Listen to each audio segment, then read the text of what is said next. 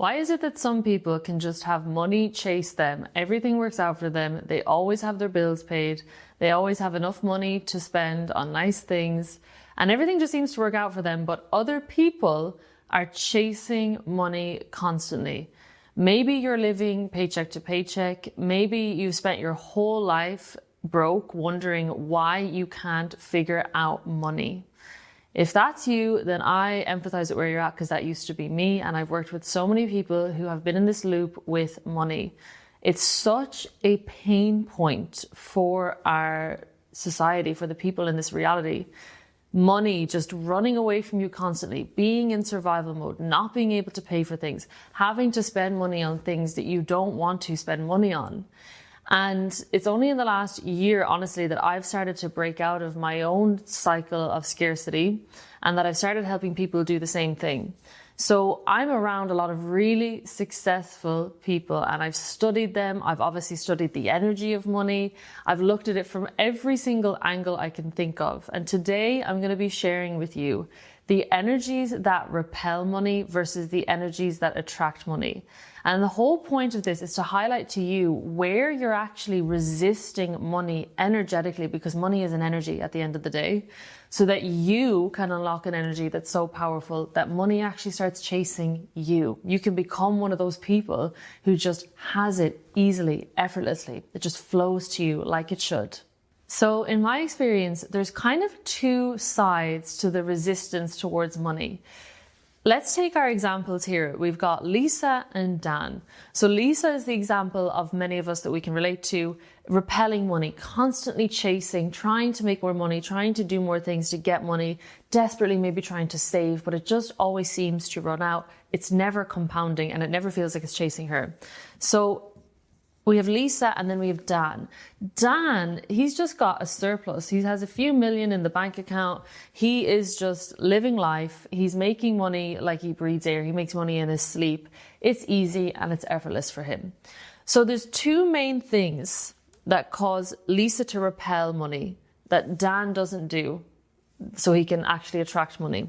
The first thing is Lisa probably has negative associations with money as a whole. The idea of money, the egregore of money, the concept of money.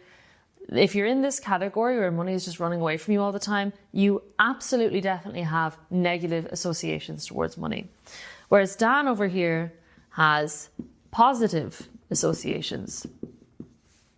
Positive or neutral, but mostly more positive. And then the second big thing energetically that blocks money is not understanding the flow of money. And then Dan obviously has the opposite. Dan understands the flow of money. That's why he's able to tap into it.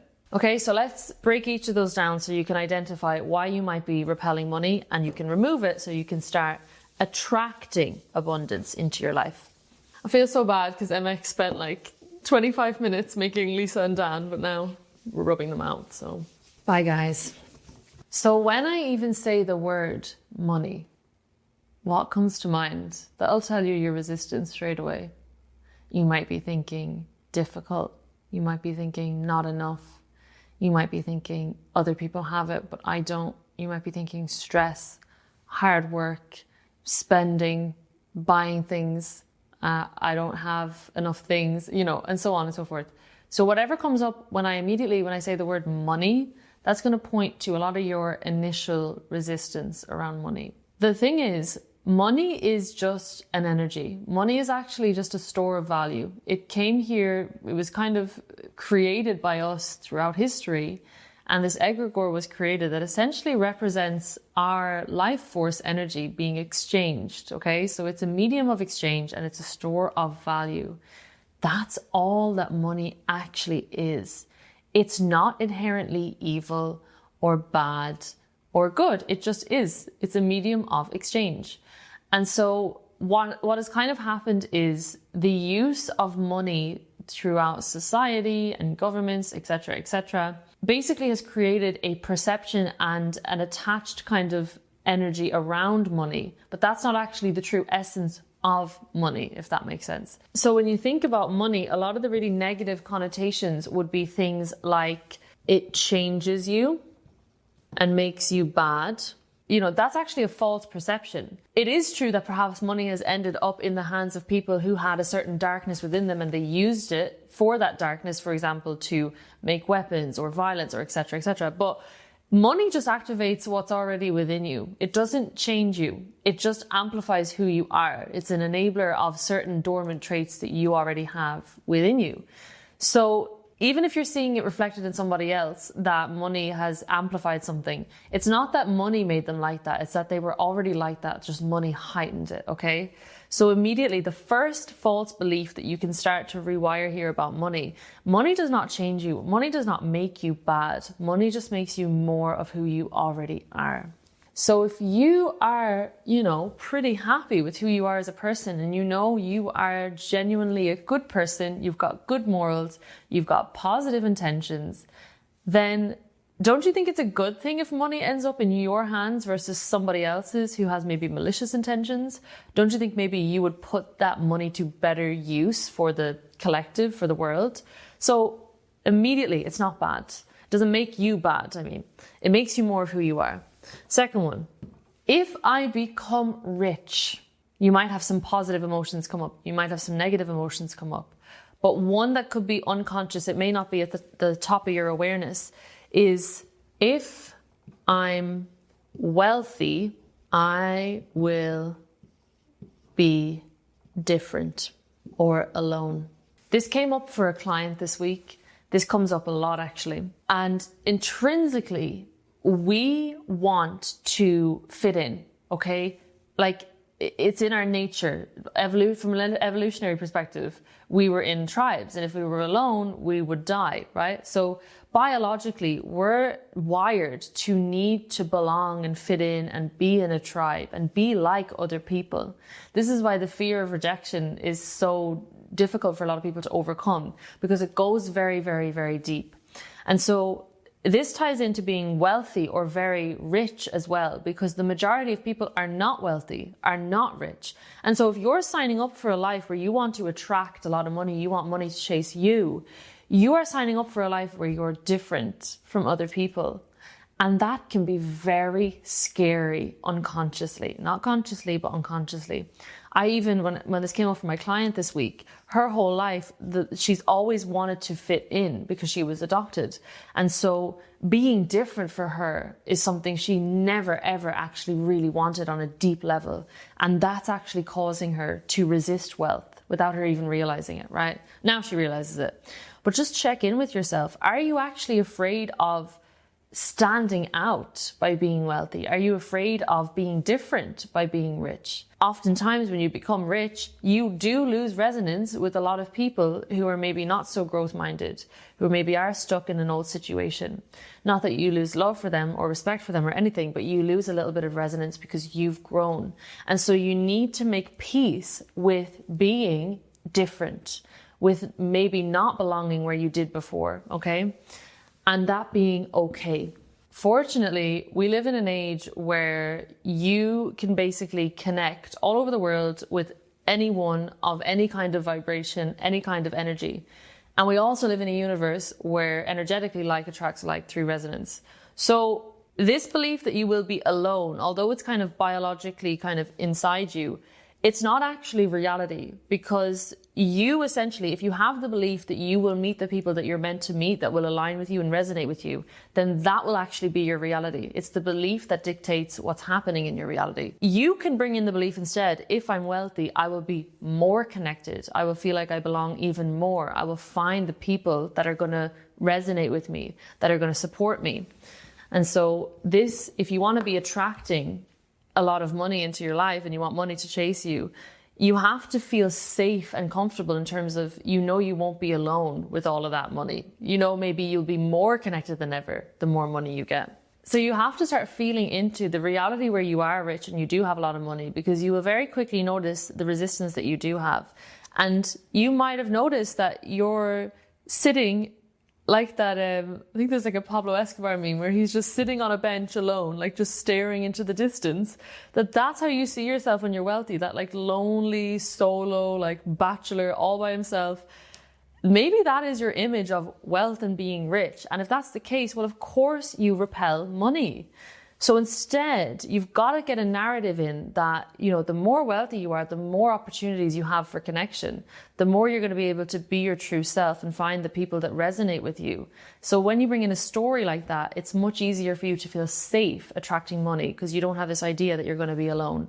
And when we're alone, we associate that with danger, right? So change the narrative. And it goes without saying, guys, you can change the narrative. All truths are but half truths, okay? There's nothing true in this universe except what you wire in as a truth internally. So you get to wire that in instead. Oh, I just thought of one that this actually came up for me recently. So this is one that I'm actually kind of working through getting to the end of. But we repel money. It's part of I will be different. I will stand out. It's essentially kind of like a core belief that we're going to betray our family or our lineage by being so different. So we repel money when we feel guilty for being successful. Now, this runs deep, and this isn't a seminar on, you know, your mother wound or your father wound or anything else.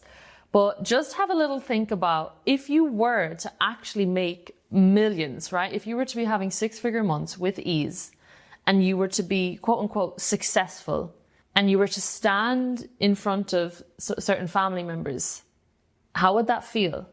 Would you be very relaxed or would there be some guilt in there? If there's some guilt in there, then that is part of why you are repelling abundance. Hey Siri, what's the opposite of guilty? Antonyms for guilty include innocent and unrepentant. What? Innocent? That's shit. So if this is coming up for you, you've got to get into why you would feel guilty for being successful, because that is subconsciously holding you back from being able to actually attract money into your life.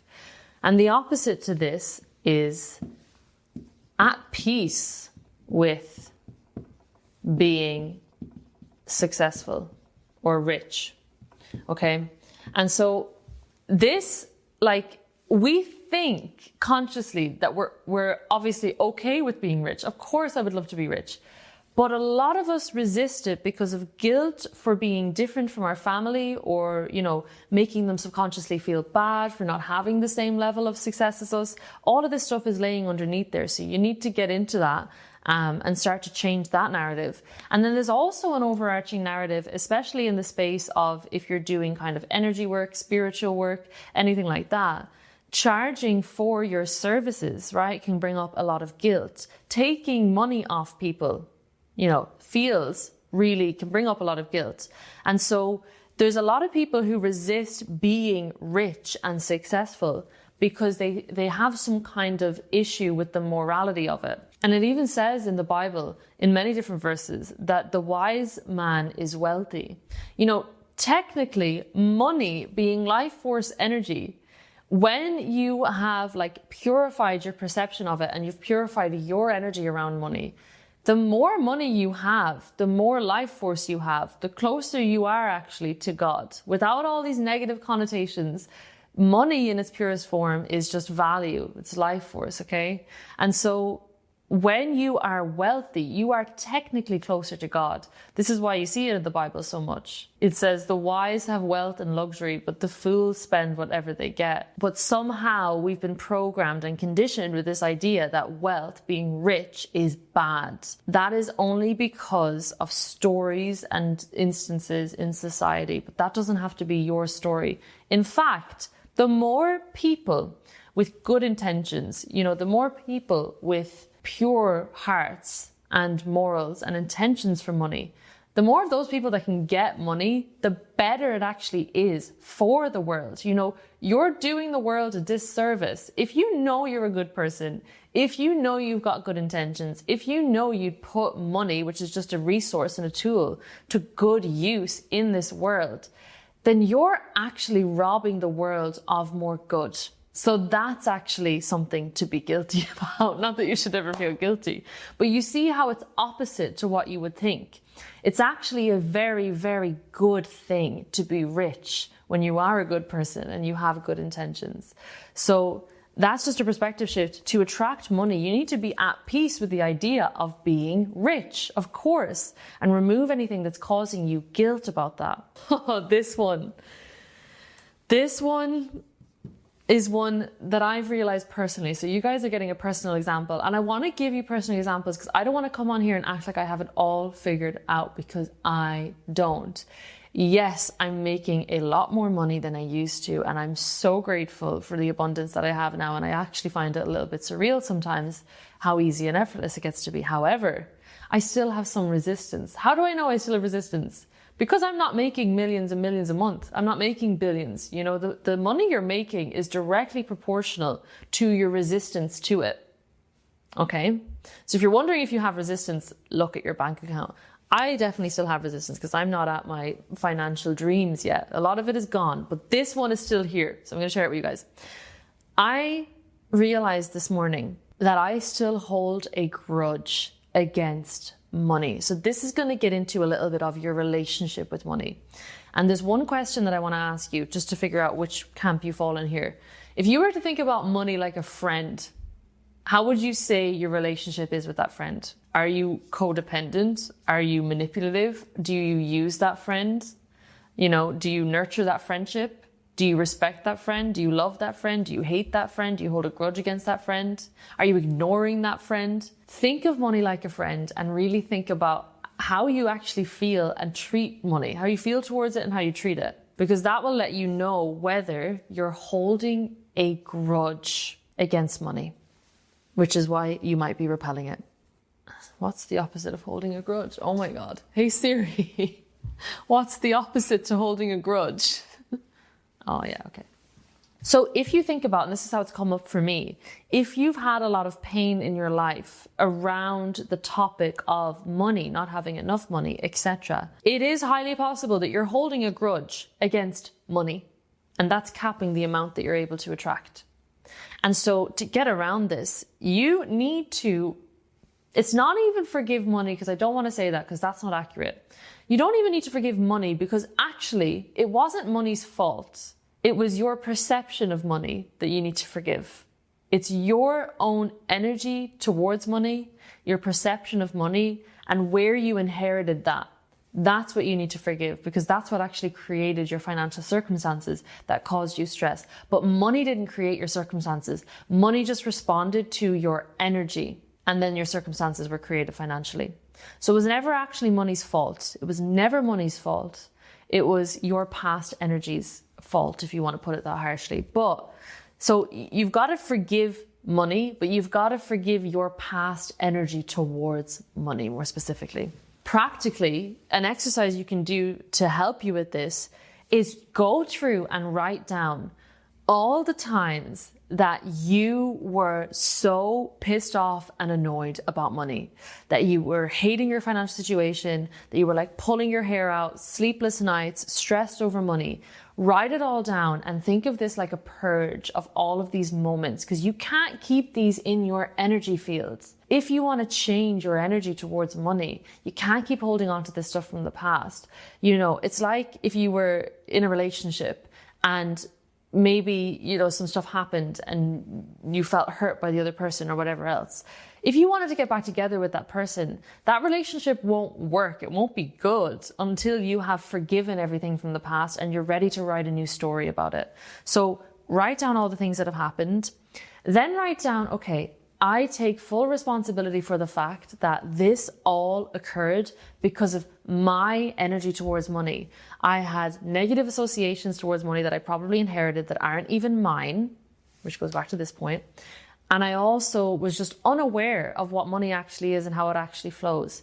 And so I forgive myself for that. I forgive my family for that. I forgive my environment for that.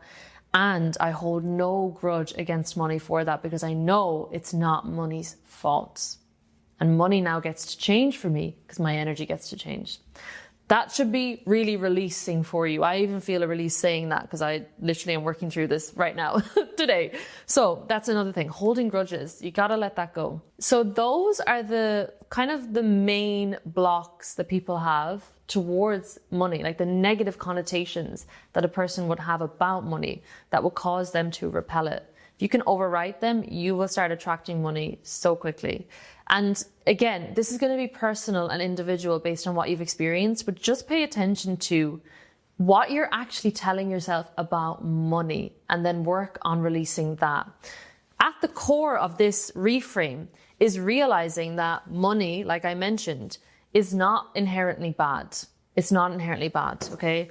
That's just an association that we've been programmed with, but that's not the true nature of money. So the second thing that would cause you to repel versus attract money is not understanding the flow of money, how money flows, why it flows to some people and not other people. So I'm going to explain it to you super simply. This analogy is going to really hopefully make things super clear for you. Basically, we mentioned money is just a store of value, okay? You probably can't even see that, can you? Because it's like light green. Money is just a store of value. So if you think of money like this orb of energy, right? It's just a store of value. It's just a store of value. It's just a store of value. Okay? And so when you want to get something that is a store of value, you must do what? Exchange value for that thing. If you want to exchange value to receive value from in the form of money, then you have to generate value. You might be thinking already, okay, I've been looking at this backwards. That's why most people don't make money. So you, as the human being with creative consciousness and life force energy, have to, okay, apparently you've got hair. You have to generate value. The good news is, you being the being with life force energy flowing through your body, and this just being a store of life force energy, you already have that energy of money inside you. You already have the energy of value inside you. All you have to do is realize that you have this life force energy and this value inherently inside you. Actually realize and perceive that. So you put yourself and your energy on a pedestal and you stop putting money on a pedestal, okay? This is something I spoke about in a previous video, should be posted this week. So by the time you're seeing it, it's gonna be last week. But you have the life force energy that's basically channeled into money. You are therefore above technically money. And so when you realize this, that your energy is essentially more valuable than money because our human collective energy as a whole is what created money as an egregore and as a thing, then you can start putting your energy on a pedestal and you can realize your inherent value. You can realize the value of your passions, your interests, your authenticity, and you can channel that into physical creation in the form of a service, in the form of a product, in the form of something, some kind of offering, something in the physical world. You use your life force energy. That's what's so valuable about you and every single human being. You use that life force, you channel it into a creation that generates value in the marketplace for another human being, another person or a corporation, and then you receive value on the back end of that. So if we think about like, these are little stick figures. I'm sorry, I don't know why this is so small. I should have put that over there. But like you use your creative life force. You realize how valuable that is. You generate value.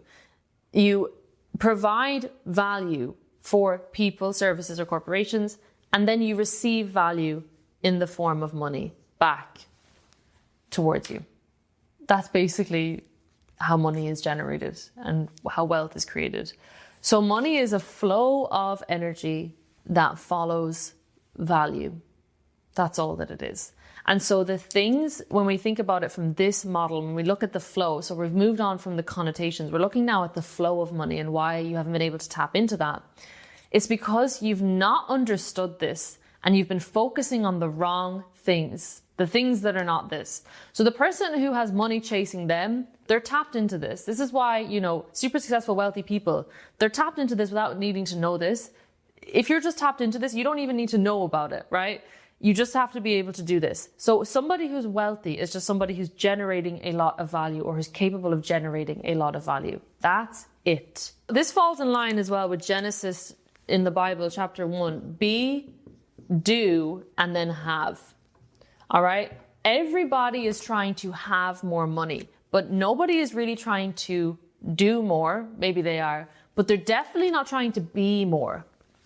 And that's the first step. You have to be more before you can do more. And then when you do more, you can have more. Everybody wants to skip the be more. And when you look at this right here, you can understand why. When you're being more, when you're seeing more of your value, when you're generating more value, then you can do more. You can create more value for the marketplace, and then you can have more value come back to you. Okay, so really quickly, I'm going to walk you through how to shift your energy so you're getting in this flow. You're being more, you're seeing your value, you're generating the most value that you can possibly generate by being the most that you can possibly be, so then you can receive the most value that you can possibly receive. Sounds simple, right? Nothing in this reality is... Oh, it is. It's actually very simple. Okay, I'm going to lead here with the repelling energies because I feel most of us will resonate with the repelling energies, unfortunately. But that's why you're here. You're going to break it. Number one, you basically repel money when you just kind of skate by in life. You know the way I said be more, do more, have more? Being less means you can do less, and that means you have less. And so naturally the starting point, if you want to have more money, money is just a store of value. You have to be more valuable. You have to see your value more clearly. You have to stand in that more clearly. This ties into your self-concept. And then you have to do more based on knowing that you are more, and then you can have more. So this is the starting point. You have to start being more. What do I mean by that? Be your best, even when nothing in reality reflects that back to you, because you are the cause and reality is the effect. Part of reality is your financial reality, the money coming towards you.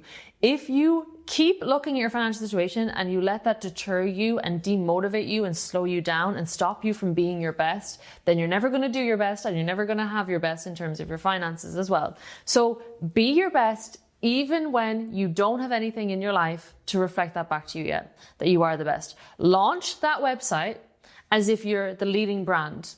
Post that video as if you already have 1 million subscribers, even if you only have 10. This is how you start generating massive amounts of value, and this is how you start receiving massive amounts of value. It's not by playing small, it's by doing your best. And the reason for this is, we know that the wealthy are a category of a few, if you look at society as a whole. You know who else is in a category of a few? Is people who are actually doing their best. Nobody does their best. And so if you actually just do your best, if you be your best, you will put yourself above of 90% of people, and you will be able to generate more value than 90% of people, which means you will become more wealthy than 90% of people. And it doesn't even need to be, you don't even have to technically, skills wise or talent wise, be better than somebody. Somebody could have more talent than you.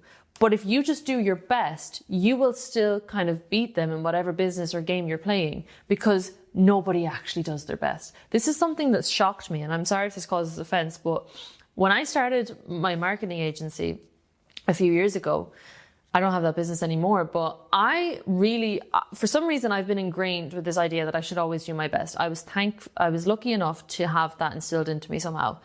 And I was shocked at how many people in the online space were not doing their best. They were chasing the money. They were chasing the having without getting to the being first.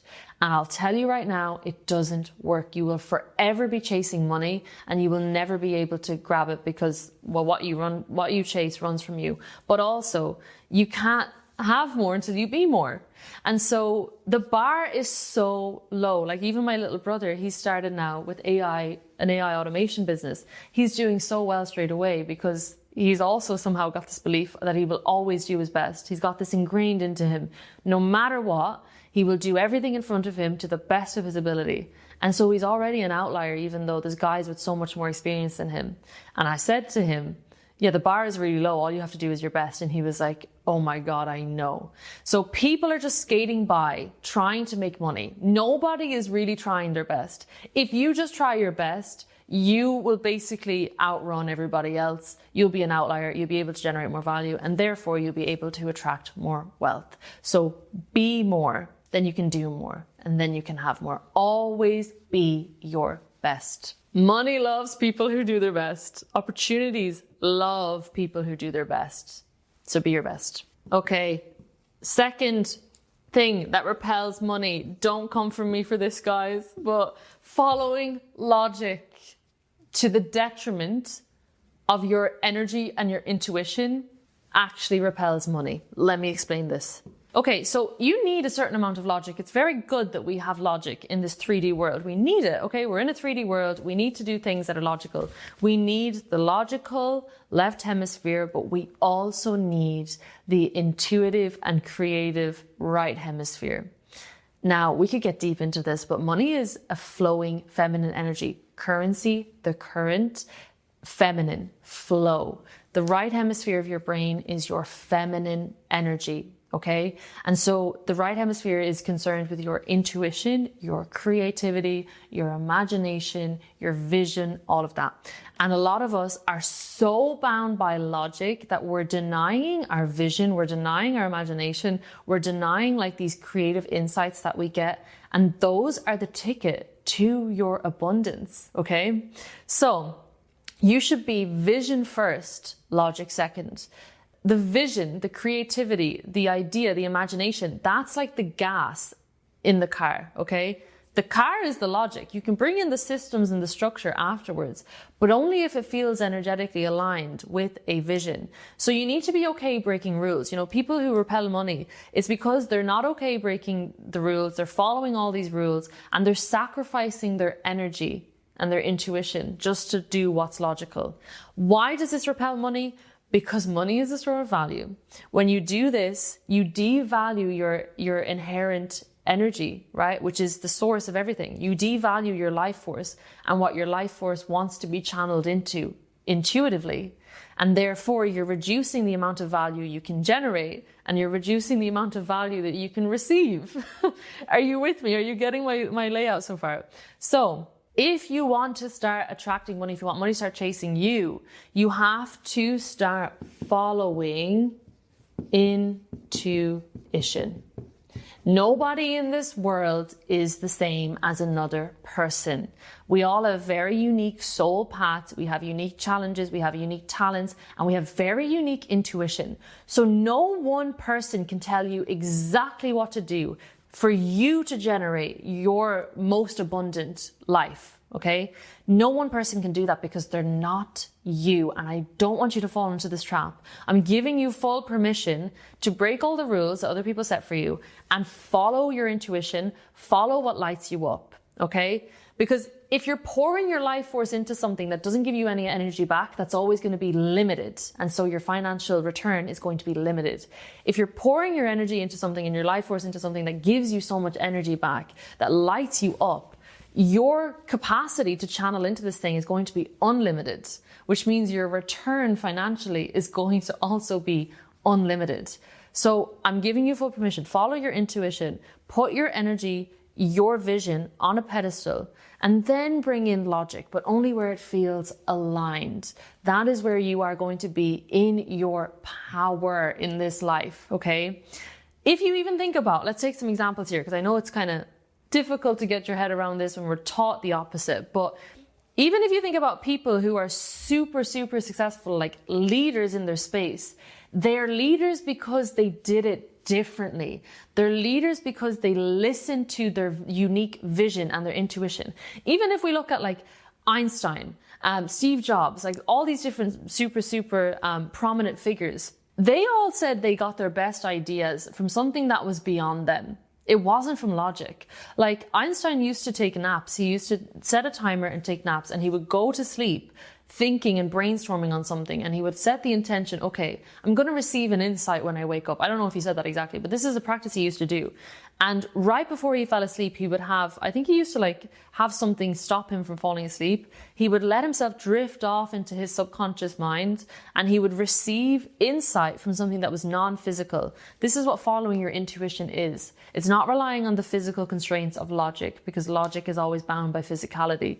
It's following the non-physical, energetic, visual aspect of you. That aspect of you is tapped into basically the infinite field of information, the Akashic records, etc., etc.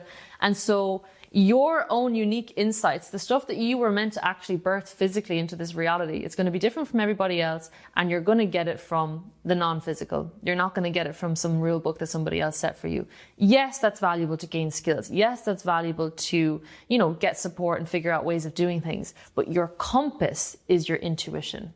So your generating force should be your unique vision, your unique kind of blueprint, right? Then you base your systems off that. But then, this is so important, you take yourself out of it. You stop being selfish and thinking about, what can I get? And instead, you switch to an energy of being in servitude, okay?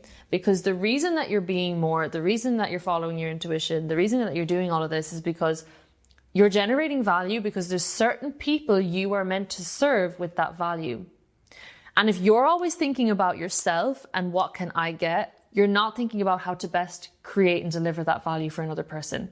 And so you won't be able to generate the most value you possibly can. And then you won't be able to receive value off the back end. So let me get into this really quickly. This ties into the law of reciprocity. So this is spoken about again in the Bible. But the law of reciprocity very simply states that what you give, you must receive. When you give, you must receive.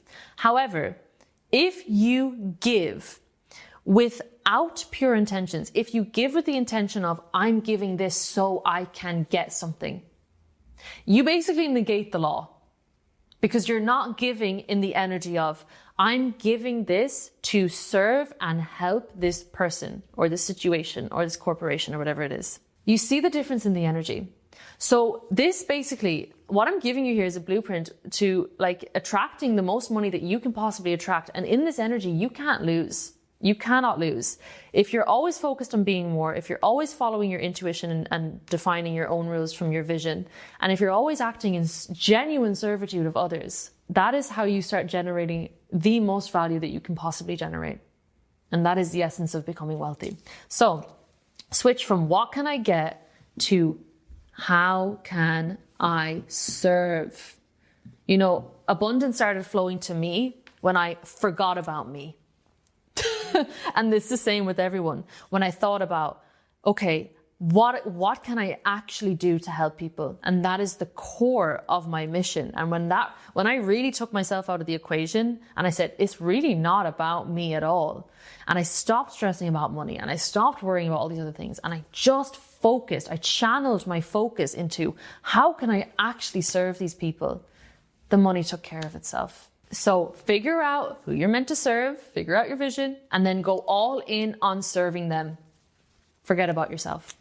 Okay, the last one. An energy that will absolutely repel money from coming to you and from your financial situation improving and growing is resisting lessons. So if you have a business, for example, and I'm going to shout out Myron Golden for this because one of his videos really wired in a lot of this for me. So check out Myron Golden if you haven't already. But if you have a business, for example, that business is either working on you or it's working for you. One of my clients this morning, he said, I'm either learning or I'm earning. And that is so true. And if you're in a phase of learning, then you need to fucking learn and stop thinking about earning. Otherwise, you are going to stay stuck where you are. So if you're in a phase where your business or your work or whatever it is that you're using to generate value into the marketplace, if you're in a season where that's trying to teach you a lesson, it's trying to grow you and it's trying to develop you, you better start learning that lesson. So if you want to get into an energy that attracts money, You want to be in the energy of learning your lessons when they come up. Every successful person, every successful business that exists, it was built off the back of failures. No person who's successful was just successful immediately. They failed their way into success, but they became successful rather than just letting it throw them off track, because they decided that every failure was an opportunity to learn and become the exact person that they needed to be for this thing to work. And so if you're in this energy, you can't fail. And if you're in this energy, you will be able to harness, setbacks, failures, things going wrong, and actually learn from those things so you can become the person to actually make it work. Whatever you're trying to do, you can actually make it work when you learn the lesson. Okay, I'm going to give one more bonus point. I was just going to do 4, but I feel the need to say this. This is kind of not really a point. It's more of an overarching principle, I suppose. You've got to get out of the box of fear, okay? So you will repel money. This ties into being less, but when you're ruled by fear, you will stay very small in everything that you're being and everything that you're doing. And then you will stay small in everything that you're having, including in your money. And so you have to start asking yourself, what would I do if I wasn't afraid? Who would I be if I wasn't afraid? And step into that. And it's probably the scariest thing you'll ever do, but what you will find is you'll step forward, and as soon as you start doing the thing that you fear the most, the fear disappears. It's your perception that made the fear in the first place. So the fear was only ever an illusion. And you can't be your, biggest, grandest, wealthiest expression of yourself by playing small and living in a box of fear. It's just not going to work. So I did feel the need to also mention that your most wealthy reality, your most wealthy self, is probably going to come from you getting outside of your comfort zone and realizing that you can feel fear and do things anyway. So you act in spite of fear. What you realize then is you are bigger than fear. You realize nothing is actually bigger than you. This gives you tremendous energy. It gives you, if you've ever faced a fear in your life, you know what I'm talking about. When you do something you're kind of craving to do, you should do, but you fear, and you just do it anyway, you get so much energy, you get so much life force, because you realize that you're bigger than you ever thought you were, and this fear was only ever an illusion, and you realize your power as well in that moment. So that's my last point, is realize that nothing is actually bigger than you. Your fear is an illusion, and when you can start acting in spite of fear, you're going to realize how powerful you are. And when you do that, you can start really being the full expression of who you're supposed to be. You can start doing the full expression of what you're supposed to do. And then you can start having the full expression of what you're supposed to have in terms of opportunities, in terms of connections, and in terms of money. That's all for this video, guys. I hope it helped. I will see you all next week.